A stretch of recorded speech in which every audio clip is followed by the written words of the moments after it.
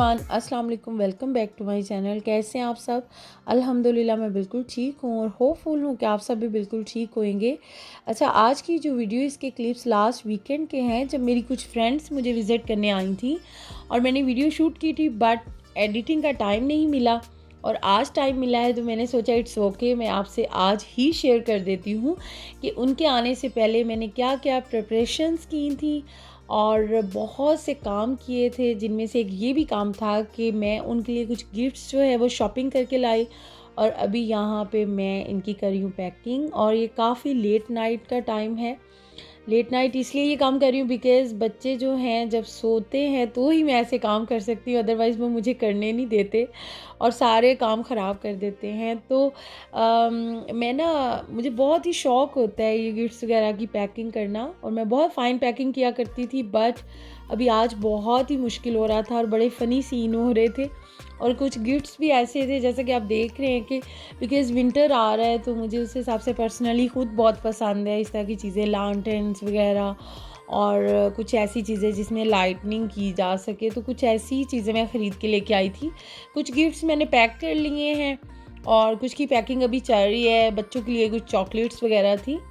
तो बस बहुत अच्छा लगता है कि जब आप किसी को विज़िट करने जाओ तो भी कुछ गिफ्ट लेके जाओ, तो जो होस्ट होता है उसको बहुत खुशी मिलती है। और जब मेरे घर कोई आता है और मेरे लिए गिफ्ट्स लेके आता है तो भी मुझे बहुत ही अच्छा लगता है।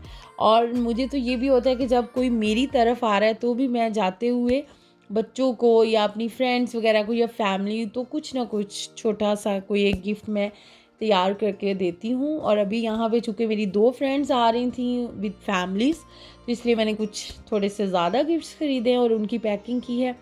तो फाइनली पैकिंग जो है वो मुकम्मल हो गई और इतने फ़नी सीन्स हो रहे थे, कभी रैप पेपर फट जाता था और कभी जो टेप का स्टार्टिंग पॉइंट है ना वो गायब हो जाता था। और आज मेरे लॉन्ग नेल्स ने बहुत ही काम दिखाया और इस स्टार्टिंग पॉइंट को बार बार ढूंढा। कि आपके साथ कभी ऐसा होता है कि आप गिफ्ट पैक कर रहे हो और जब टेप लगाने का टाइम आए तो उसका वो स्टार्टिंग पॉइंट ही गायब हो जाए? बहुत ज़्यादा ना फिर गुस्सा आता है। एनीवेज़, यहाँ पे मैं अब डन हूँ और ये रात का काफ़ी देर का टाइम है, लेट नाइट, और मुझे लिटरली बहुत नींद आ रही थी। अच्छा, अगर मैं ना ये गिफ्ट्स वगैरह इस तरह पैक करके नहीं भी अपनी फ्रेंड्स को देती ना तो उनको फिर भी स्पेशल ही लगता, बट मुझे पर्सनली अच्छा लगता है इस तरह से छोटे से, बेशक वो आम सा गिफ्ट ही हो ना, उसको बड़ा स्पेशल तरीके से प्रेजेंट करना। तो अब यहाँ पे ये जो क्लिप्स हैं ये नेक्स्ट डे के हैं, जब उन्होंने आना है हमारी तरफ। उन्होंने ना 3 o'clock आना है, तो उनके आने से पहले भी मुझे बहुत सी तैयारियां करनी थी। एक्चुअली हमारा डन हुआ था आपस में कि मैंने उनसे एक्स्ट्रा पूछ लिया था कि वो नॉर्मल खाना खाएंगे या ग्रिल, बिकॉज़ हम लोग बहुत ज़्यादा समर में ग्रिल करते रहे हैं तो उनको अच्छा लगता था। जब भी मैं स्टेटस अपलोड करती थी तो फिर वो लाइक करते थे, तो हमारा ये काफ़ी देर से डिसाइडेड था कि जब भी वो आएंगे तो हम उनको बारबेक्यू खिलाएंगे। और अभी वेदर थोड़ा सा आउट हो रहा है बारबेक्यू के लिए, बट फिर भी इस दिन ना वेदर ने बहुत ही साथ दिया और 26 था टेम्परेचर, तो हमने सोचा कि बारबेक्यू ही करते हैं।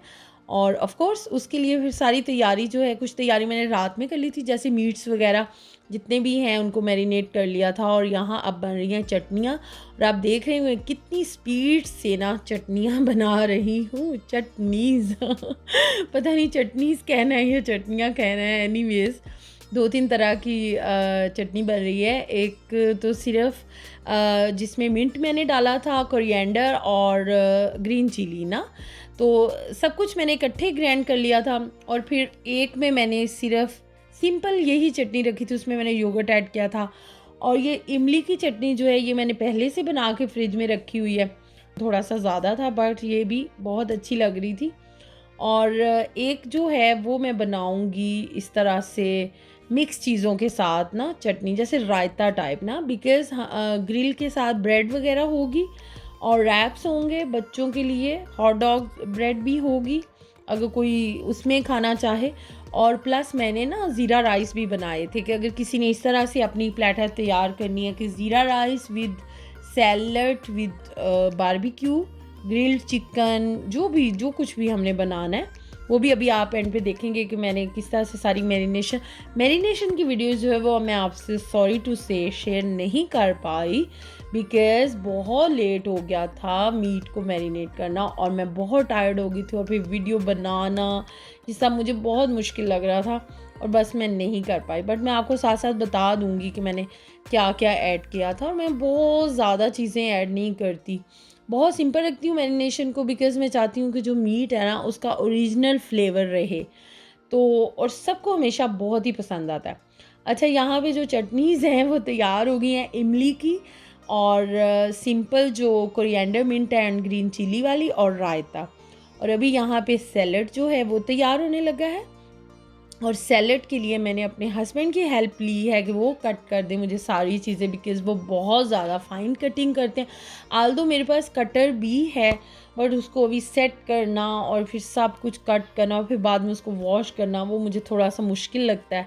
मैंने इनको बोला कि आप प्लीज़ मुझे सैलड कट कर दें, मैं आपके लिए चाय बना देती हूँ। जैसे कि आप देख रहे हैं कि साथ के साथ चाय भी बन रही है, तो फिर इन्होंने मुझे हेल्प आउट कर दिया। और वैसे भी मुझे हेल्प कर देते हैं जब किसी गेस्ट ने आना हो ना, तो कुकिंग में तो मेरी हेल्प नहीं करते, बट इस तरह से सैलड बना दिया, या फिर फ्रूट सैलड अगर बनाना है तो उसकी चीज़ों की सारी कटिंग कर दी, बिकॉज़ ये कटिंग बहुत ही फ़ाइन तरीके से करते हैं। तो बस यहाँ सैलड बन गया है, और मैं क्लीनिंग जो है ना वो साथ के साथ ही करती रहती हूँ, बिकॉज़ मेरे लिए ये बात बहुत ही इंपॉर्टेंट होती है कि अगर एक फैमिली आ रही है या 4 फैमिलीज़ गेस्ट आ रहे हैं, जितना भी खाना बना लो, बट आपका किचन जो है ना वो साथ के साथ क्लीन होता रहे ना, तो फिर अच्छा लगता है ना कि जब गेस्ट आते हैं तो आपका जब घर पूरा क्लीन है और किचन जो है उसमें हर तरफ सब कुछ फैला हुआ है, तो वो अच्छा नहीं लगता।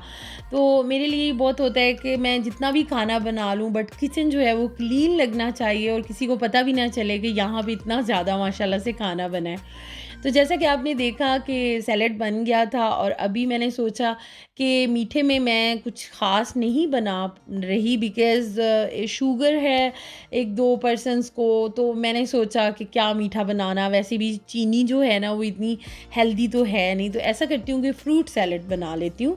तो यहाँ मैं फ्रूट सैलेड बना रही हूँ जिसमें मैं क्रीम ऐड करूँगी, और ये एक तो वैसे हेल्दी तो इसको भी नहीं कह सकते, बिकॉज़ क्रीम जो है उसमें काफ़ी ज़्यादा परसेंटेज के साथ फ़ैट है, बट ये टेस्टी बहुत होता है।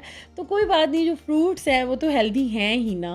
तो ये बहुत ही टेस्टी बना था, और बारबेक्यू के बाद सब ने इसको बहुत मज़े के साथ मीठे के तौर पे खाया। अगर कभी आपका भी इस तरह से फ्रूट सैलेड खाने को दिल चाहे, तो आपके घर में जितने भी फ्रूट्स हैं सबको कट कर लें, थोड़ी सी क्रीम ऐड कर लें, ब्लैक पेपर और हल्का सा सॉल्ट ऐड करके मिक्स करके खाएं, तो बहुत ही डिलीशियस फ्रूट सैलेड बनेगा। अच्छा, मेरे पास एक ना मिक्स फ्रूट का बॉक्स पड़ा था, वो भी मैंने इसमें ऐड कर दिया, बिकॉज़ मिक्स फ्रूट्स ना थोड़े से ज़्यादा स्वीट होते हैं, तो इससे ये ना और ज़्यादा डिलीशियस हो गया था। अच्छा, अब जो सैलड्स हैं और जो चटनीज़ मैंने बनाई उनको मैंने कवर करके फ्रिज में रख दिया, और ये फ्रिज में मैंने मीट रात को मैरिनेट करके रखा था, इसको मैंने बाहर निकाल लिया, बिकॉज़ अभी हम इसको स्टिक्स पे लगा लेंगे, बिकॉज़ मैं चाह रही हूँ मैं मेरी फ्रेंड्स के आने से पहले सारी तैयारी कंप्लीट कर लूँ, और जब वो आएँ तो मुझे कुछ भी नहीं करना पड़े, और हम सिर्फ जो है वो बातें करें, चिट चैट करें। तो ऐसा इसलिए कह रही हूँ बिकॉज़ बारबेक्यू का जो काम है वो ज़्यादातर मर्दों ने ही करना होता है, मैंने तो कुछ करना नहीं था, तो मैंने सोचा जो मेरे करने के काम है ना वो मैं पहले ही कर लूँ। तो यहाँ पे ये मिन्स मैंने लिया था ऑलमोस्ट 3 किलो है, तो इसमें 1 किलो के बराबर मैंने अनियन लिए, उनको चॉप किया, उनका पानी निकाल के जो ड्राई अनियन बचे उसमें मैंने red chili powder, salt, lemon, oil, और ऑप्शनल है अगर आप उसमें सीख कबाब मसाला या चपली कबाब मसाला कुछ भी ऐड करना चाहें, तो बस यही चीज़ें इसमें ऐड की थी, और अच्छे से ग्लव्स चढ़ा के ना बहुत मज़बूत हाथों से इसको मैरिनेट करना है ज़्यादा अच्छे से, ताकि वो बिल्कुल एक जैसा लगे, अनियन जो है अलहदा से फ़ील नहीं हो। उसके बाद जो टिक्के हैं उनको भी जो बोनलेस है उसको अच्छे से कट कर लिया था बड़ा फ़ाइन तरीके से, और उसके लिए भी मैंने योगर्ट, और योगर्ट के अंदर डाला था रेड चिली पाउडर, सॉल्ट, और ऑप्शनल है अगर आप अदरक लहसुन का पेस्ट भी डालना चाहे तो डाल सकते हैं, मैंने नहीं डाला था।